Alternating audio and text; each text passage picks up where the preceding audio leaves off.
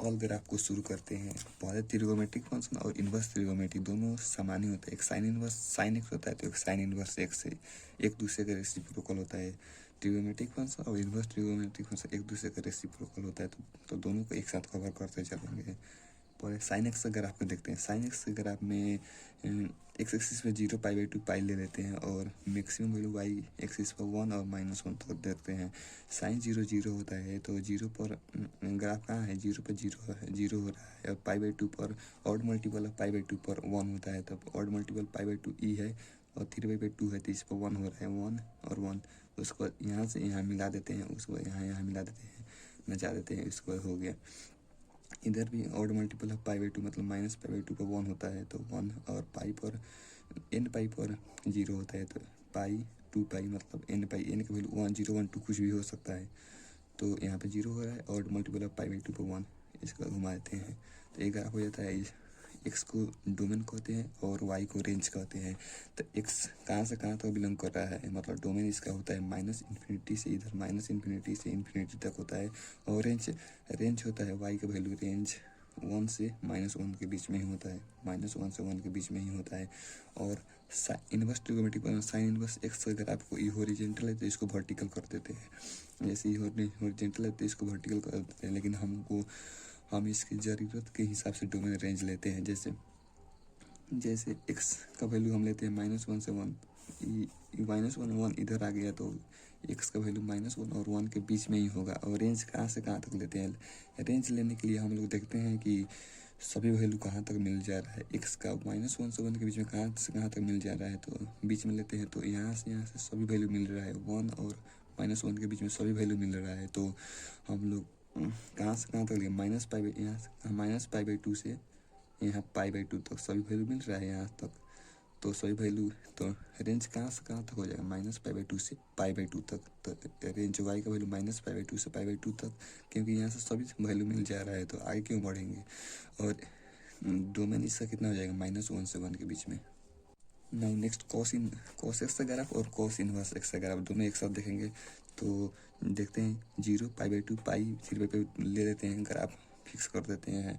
देखो cos x का minimum value होता है 0 और मैक्सिमम वैल्यू कितना होता है, 1 होता है। तो कॉस 0 पर 1 होता है तो यहाँ पे 0, कॉस n पाई मतलब n का वैल्यू कुछ भी, n पाई पर 0 होता है, n पाई पर 1 होता है तो n पाई पर 1, ये भी n पाई है तो इस पर भी 1 और 2 पाई पे 1 आएगा, यहाँ पर 1 तो n पाई पे 1। और ऑड मल्टीपल ऑफ थीटा पे कितना होता है, ऑड मल्टीपल ऑफ थीटा पर 0 होता है। जैसे मैं साइन π/2 पर 0 तो यहाँ π/2 पे यहाँ पे 0 आ रहा है, यहाँ पे 0 एक्सिस पर, तो यहाँ π/2 पे 0 और 3π/2 पर भी 0। तो इस तरह 0 पर 1 और π/2 पर 1 तो इस तरह मिलाते हैं। उसके बाद यहाँ पर भी π/2 पर भी 1 होता है, पाई पर भी 1 होता है, मतलब इन पाई पर कोस थीटा 1 के बराबर होता है। और ऑड थीटा पर होता है, ऑड मल्टीपल ऑफ थीटा पर ई,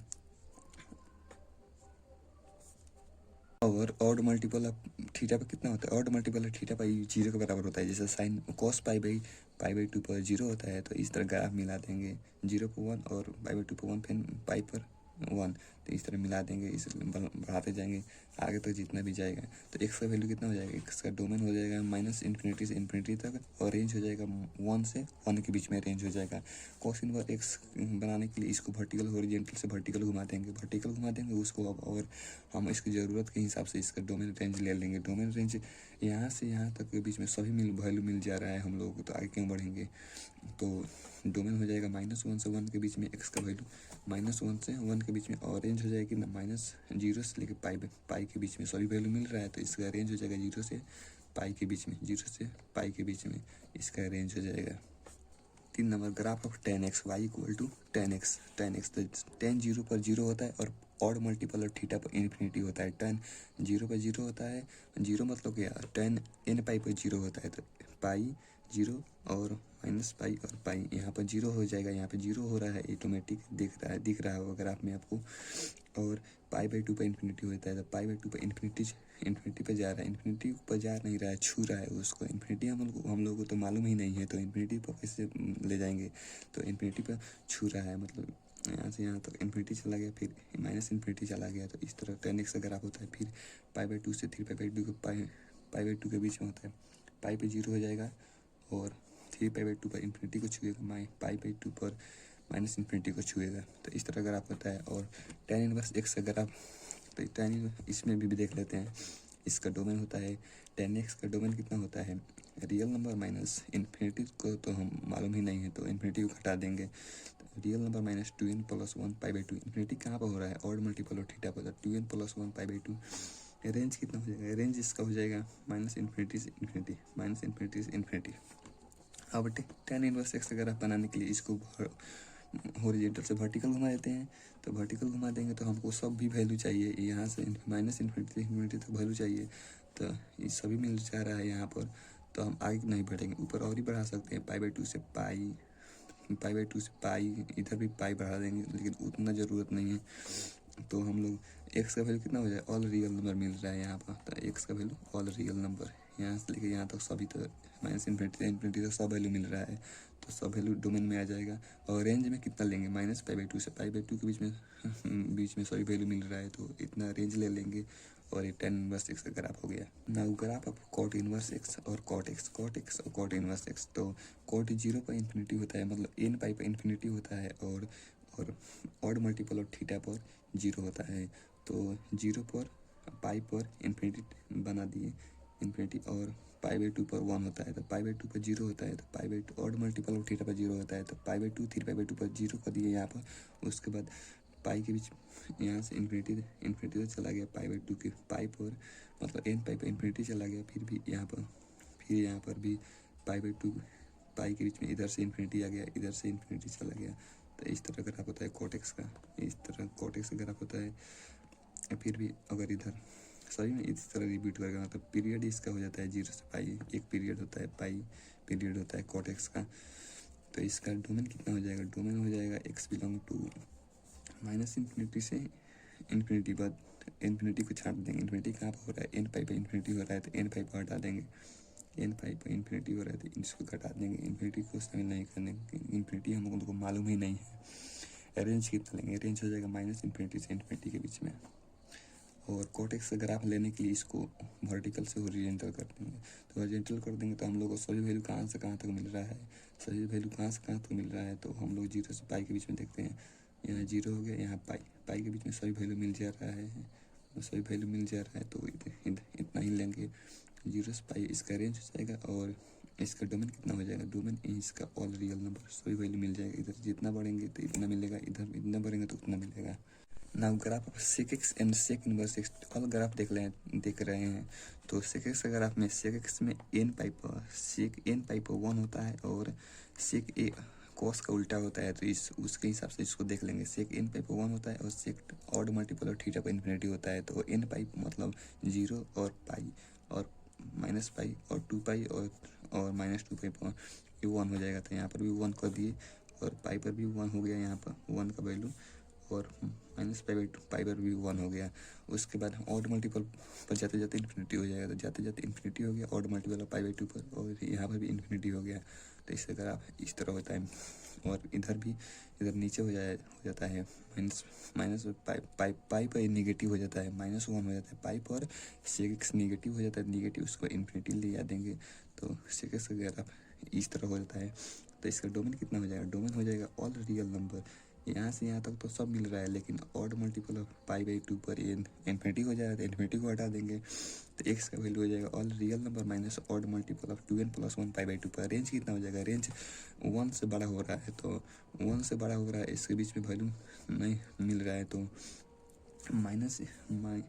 प्लस इन्फिनिटी से 1 और माइनस इन्फिनिटी से -1 से इन्फिनिटी। तो माइनस इन्फिनिटी से -1 एंड 1 से इन्फिनिटी, 1 को शामिल करेंगे, क्योंकि cos 0 को 1 तो होता ही है, तो 1 को शामिल करेंगे। माइनस इन्फिनिटी से 1 और 1 से इन्फिनिटी, तो यहाँ पर 1 शामिल कर दिए, इन्फिनिटी को मालूम नहीं, तो इसको शामिल नहीं करेंगे। सेकेंड से ग्राफ के लिए इसको वर्टिकल से हॉरिजॉन्टल से वर्टिकल कर देते हैं। तो वर्टिकल कर देंगे तो सेक इनवर्स x के ग्राफ में देखो, तो यहाँ पर बना दिए वर्टिकल से हॉरिजॉन्टल, इसको घुमा दिए, तो ई वाला इधर आ गया, ई वाला इधर आ गया।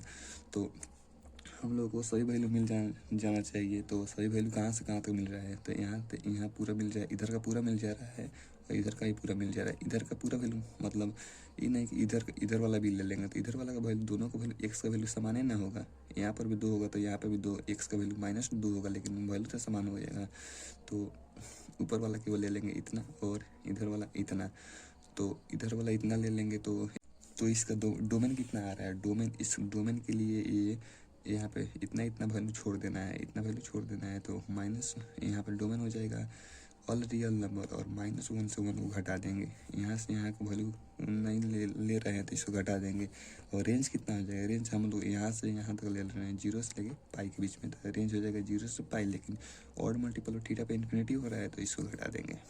Now graph of sec inverse x, the cosec inverse x and cosec x, cosec inverse x and cosec x का cosec n पाई पे इन्फिनिटी होता है, तो n पाई पे इन्फिनिटी होता है। और cosec ऑड मल्टीपल थीटा पर 1 होता है, तो cosec को ऑड मल्टीपल थीटा यहाँ पर 1 कर दिए, यहाँ पर भी 1 कर दिए। ऑड मल्टीपल थीटा पाई/2 है और पाई है, तो यहाँ पर 1 कर दिए। और n पाई मतलब 0 और पाई माइनस पाई, n का वैल्यू रख कर देख सकते हैं आप कहाँ n पाई आ रहे हैं। तो 0 पर भी इन्फिनिटी जाएगा, n पाई पर इन्फिनिटी होता है, तो यहाँ पर इन्फिनिटी और पाई पर भी इन्फिनिटी, और पाई पर पाई/2 पर ऑड मल्टीपल थीटा पर 1, तो इस तरह ग्राफ हो जाएगा। और -पाई/2 पर -1 होता है, और पाई/2 पाई पर माइनस इन्फिनिटी और 0 पर भी इन्फिनिटी, तो इधर से इधर घुमा देंगे। तो इसका डोमेन कितना हो जाएगा, डोमेन हो जाएगा ऑल रियल नंबर, लेकिन यहाँ n पाई पर इन्फिनिटी हो रहा है तो n पाई को घटा देंगे। रेंज कितना हो जाएगा, y रेंज के बराबर होता है, तो रेंज हो जाएगा -1 से माइनस इन्फिनिटी, यहाँ -1 है, -1 से माइनस इन्फिनिटी और 1 से इन्फिनिटी। 1 से ऊपर जा रहा है तो इसको 1 से इन्फिनिटी। और इसको कोसेक इनवर्स ग्राफ्स के लिए इसको हॉरिजॉन्टल से वर्टिकल कर देंगे। तो हॉरिजॉन्टल से वर्टिकल करेंगे तो कितना, ई वाला इधर आ जाएगा, ई वाला इधर और ई वाला उधर जाएगा। तो देखो तो ई अब हम लोग को अपनी ज़रूरत के हिसाब से ले लेंगे कि सभी वैल्यू मिल जाए वहाँ पर। तो सभी वैल्यू कहाँ से कहाँ तक मिल रहा है, तो ये पूरा वैल्यू मिल जा रहा है इधर का, और इधर का भी यहाँ पूरा वैल्यू x का मिल रहा है। तो x का वैल्यू अब ऊपर भी क्यों लेंगे, ऊपर भी तो सेम ही हो जाए x का वैल्यू, तो ऊपर वाला नहीं लेंगे, केवल नीचे वाला लेंगे, इधर वाला इतना और इधर वाला इतना, तो ये पूरा वैल्यू मिल जा रहा है। तो इसका डोमेन कितना हो जाएगा, डोमेन x का वैल्यू -1 से इन्फिनिटी और 1 से इन्फिनिटी। तो या इस तरह भी लिख सकते हैं, एक्स का वैल्यू ऑल रियल नंबर यहाँ से पूरा रियल नंबर होता है, और यहाँ -1 से 1 को घटा देंगे, -1 से 1 को घटा देंगे। -1 और 1 को शामिल नहीं करेंगे क्योंकि 1 तो इसमें होता है, कॉसेक 1 आता है, कॉसेक इन ऑड मल्टीपल थीटा पर 1 होता है, तो इसमें ऑड को ओपन ब्रैकेट नहीं देंगे, क्लोज ब्रैकेट, मतलब इसको शामिल नहीं करेंगे क्योंकि 1 इसमें होता है। और रेंज कितना हो जाएगा, रेंज इसका हो जाएगा -पाई/2 से पाई/2 के बीच में सही वैल्यू मिल रहा है, तो इसका रेंज हो जाएगा -पाई/2 से पाई/2 के बीच में। लेकिन यहाँ ऑड मल्टीपल मतलब n पाई पर ये इन्फिनिटी होता है, तो इसको घटा देंगे। n पाई इसमें एक ही आ रहा है, 0 आ रहा है, तो इसको 0 घटा देंगे। नाउ ग्राफ ऑफ सर्कल, तो सर्कल का ग्राफ तो आप लोग सभी जानते हैं, सर्कल बनाने सभी को आता है, लेकिन सर्कल का इक्वेशन याद रखिएगा, x² + y² = r²। r कोई कांस्टेंट है, या इस तरह एग्जांपल हो सकता है x² + y² = 5²। तो इसको बनाएंगे तो इस सर्कल बन जाएगा। तो सर्कल का इक्वेशन इस तरह होता है, सर्कल का इक्वेशन याद करना जरूरी है। नाउ ग्राफ ऑफ पैराबोला देखते हैं। पैराबोला होता है, पैराबोला में इस चारे को इक्वेशन पढ़ना होता है, y² = 4x, y² - 4x, y² = 4y, x² = -4y। तो इसमें 2 वेरिएबल होता है, y² एंड x, तो जिसका डिग्री 1 होता है ना उसी तरह मुंह घूमता है, इसका मुंह खुलता है। तो यहाँ पर डिग्री x का 1 है तो इस x की तरह मुंह घूमेगा, घुमा दिए। यहाँ पर डिग्री 1 है तो -x की तरह मुंह घूमेगा, यहाँ x है, यहाँ माइनस है तो -x की तरह मुंह घूमेगा। यहाँ पर y है तो केवल y है, यहाँ माइनस नहीं है तो y की तरह मुंह घुमा दिए, ऊपर पैराबोला हो गया। और यहाँ पर x -y की तरह मुंह है तो -y की तरह घुमा दिए, तो इस तरह घुमाया जाता है। x² - 4y का नीचे डाउनवर्ड पैराबोला हो जाएगा, और x² = y का अपवर्ड पैराबोला हो जाएगा, और y² - 4x का लेफ्टवर्ड पैराबोला, और y² = 4x का राइटवर्ड पैराबोला हो जाएगा। ना ग्राफ ऑफ हाइपरबोला, हाइपरबोला का ग्राफ देखते हैं, हाइपरबोला का ग्राफ देखते हैं। तो यहाँ अगर मान लेते हैं इधर दो वैल्यू है तो इधर -2 पर, इधर 2 है तो इधर -2 होना चाहिए। तो यहाँ पर a है तो इधर -a होना चाहिए। तो इस तरह, उसके बाद इस तरह पैराबोला इधर राइट वर्ड बना देंगे, इधर लेफ्ट वर्ड बना देंगे, उसके बाद इस तरह बना देंगे, इस तरह बना देंगे, उसके बाद हो जाएगा इसका हाइपरबोला का इक्वेशन। बाद में बताते हैं। और इसको वर्टेक्स कहते हैं, इसको, और इसको सेंटर कहते हैं, इसको बीच में है उसको फोकस कहते हैं। तो और इसको ट्रांसफर्स एक्सिस कहते हैं। जिस तरह मुंह घुमा है ना, तो ये ट्रांसफर्स एक्सिस कहते हैं इसका। इस पर ये ग्राफ बना है, एक्स एक्सिस पर ग्राफ बना है, तो एक्स एक्सिस को ट्रांसफर्स एक्सिस कहते हैं। तो इस हॉरिजॉन्टल ट्रांसफर्स एक्सिस हो गया। और इसका इक्वेशन कितना हो जाएगा, इक्वेशन x² अपन a² - y² अपन b² = 1। एक्स की जगह पर x² नीचे a² रहेगा इसमें, और इसमें रहेगा y² की जगह पर a², y² की जगह पर a² और x² की जगह पर b²। ई ग्राफ होता है। ई ग्राफ बनाना होगा y² अपन a²। तो ऊपर भी a वैल्यू लेंगे और -a, और उसके बाद ऊपर घुमा देंगे अपवर्ड और डाउनवर्ड बना देंगे। और इसमें वाई एक्सिस पर ग्राफ बना है तो इसको वर्टिकल ट्रांसफर्स एक्सिस कहते हैं। इलिप्स ना ग्राफ इलिप्स को देखते हैं। तो इलिप्स में हाइपरबोला में यहाँ पे प्लस होता था, माइनस होता था, इसमें इलिप्स में यहाँ पे प्लस आ जाएगा, बीच में प्लस आ जाएगा और कोई अंतर नहीं है इक्वेशन में। तो x² अपन a² + y² अपन b² अपन = 1। इलिप्स की इक्वेशन में x की जगह x, तो x² अपन a², तो नीचे a² रहेगा तो x एक्सिस की तरह चपटा हो जाएगा, फ्लैट हो जाएगा। तो यहाँ पर x एक्सिस की तरह ज़्यादा चपटा है, x ज़्यादा और ज़्यादा इसका वैल्यू ले रहा है और y का वैल्यू कम है यहाँ पर। तो x एक्सिस की तरह चपटा हो गया है। और y² के नीचे b² रहेगा तो ये y एक्सिस की तरह चपटा हो जाएगा। तो y एक्सिस की तरह चपटा, x का इंटरवल कम है और y का इंटरवल ज़्यादा है। तो आपको दिख रहा होगा ये y एक्सिस की तरफ चपटा है और ये x एक्सिस की तरफ चपटा है। तो दो इक्वेशन होता है, दोनों बता दिए। Now graph exponential function, exponential function का ग्राफ फंक्शन इस तरह होता है, e की पावर x होता है एक्सपोनेंशियल फंक्शन। तो x का value all real number and y का वैल्यू इन्फिनिट। तो ये डोमेन रेंज हो गया, तो इसको बाद में बताते हैं। तो अगर x के वैल्यू में यहाँ पर a की पावर x होता है तो a का वैल्यू a से 1 से बड़ा है तो इसका ग्राफ इस तरह हो जाएगा। याद रहे ये 0 और 1 की काटते हुए जाएगा, y एक्सिस पे 0 और 1 को काटते हुए जाएगा ऊपर। तो इसका ग्राफ इस तरह हो जाएगा, इस तरह हो जाएगा, इस तरह 0 और 1 से ऊपर चला जाएगा, इंक्रीजिंग ग्राफ। और ए का वैल्यू अगर 0 से बड़ा और 1 से छोटा है तो 0 और 1 के बीच में है तो इसका ग्राफ डिक्रीजिंग हो जाएगा, लेकिन 0 और 1 को काटते हुए जाएगा। तो इसका इस तरह ग्राफ हो जाएगा। तो यहाँ पर डोमेन और रेंज देखते हैं। इसका डोमेन कितना हो जाएगा, डोमेन हो जाएगा ऑल रियल नंबर, इधर तो सब जाएगा इधर, और इधर भी सब जाएगा, इधर घूमते जाएगा। तो माइनस इन्फिनिटी मतलब ऑल रियल नंबर x का वैल्यू। और y का वैल्यू कितना हो जाएगा, 0 से लेकर इन्फिनिटी तक में, 0 से लेके इसके नीचे थोड़ा ना आएगा ये ग्राफ, उसके ऊपर ही जाएगा। तो 0 से लेकर इन्फिनिटी के बीच में इसका रेंज हो जाएगा एक्सपोनेंशियल फंक्शन का। और लॉगरिथमिक फंक्शन अगर आप देखते हैं, लॉग फंक्शन किस तरह होता है, लॉग x b होता है, b बेस होता है, तो बेस पर डिपेंड करेगा ग्राफ ही, लॉग में बेस पर डिपेंड करता है। और b का वैल्यू 1 से बड़ा है, अगर b का वैल्यू 1 से बड़ा है तो मतलब 2 3 4 5 है तो इससे ग्राफ इस तरह हो जाएगा। लेकिन इसमें भी 1 को काटते हुए जाएगा तो इसका इंक्रीजिंग ग्राफ इस तरह हो जाएगा। और इसमें भी अगर b का वैल्यू 0, b मतलब बेस, b का वैल्यू 0 और 1 के बीच में है तो इसको ग्राफ है 0 1 के बीच में काटते हुए डिक्रीजिंग ग्राफ जाएगा इधर नीचे। तो इस तरह लॉगरिथमिक फंक्शन का ग्राफ होता है। इसका डोमेन रेंज देखते हैं, डोमेन रेंज कितना है, इसका रेंज हो जाएगा -इन्फिनिटी से लेकर इन्फिनिटी के बीच में, नीचे ऊपर सब जा रहा है तो इसका रेंज कितना हो जाएगा, -इन्फिनिटी से इन्फिनिटी के बीच में। और डोमेन कितना हो जाएगा, डोमेन हो जाएगा इसका, डोमेन हो जाएगा 0 से लेके इन्फिनिटी के बीच में। इधर से इसके इधर थोड़ा ना आएगा, तो 0 से लेके इन्फिनिटी के बीच में, 0 से लेके इन्फिनिटी मतलब x का वैल्यू 0 से बड़ा होगा। ना ग्राफ ऑफ मॉडुलस मतलब मॉडुलस फंक्शन इस तरह होता है, f(x) = mod x, इसको मोड कहते हैं, mod x, f(x) = mod x, इसको मॉडुलस फंक्शन कहते हैं। f(x) में अगर x का वैल्यू 0 से इस mod x मतलब हमेशा ही पॉजिटिव वैल्यू देगा। तो पॉजिटिव वैल्यू देगा तो देखते हैं यहाँ पर अगर x का वैल्यू 0 से छोटा होगा तो इसमें -x होगा। तो यहाँ पॉजिटिव है, हमेशा निगेटिव नहीं मानिएगा, इसको पॉजिटिव ही है। जैसे यहाँ पर देखिए, ये अगर यहाँ पे 0 से छोटा है वैल्यू तो ये निगेटिव है ऑलरेडी, और ये भी नेगेटिव नेगेटिव पॉजिटिव। अगर इसमें अगर x 0 से बड़ा है तो ये पॉजिटिव हो जाए, x आता है। तो यहाँ पर इससे ग्राफ हर तरह का इसी तरह होता है, इससे ग्राफ इस तरह होता है, y इक्वल टू -x और y इक्वल टू x।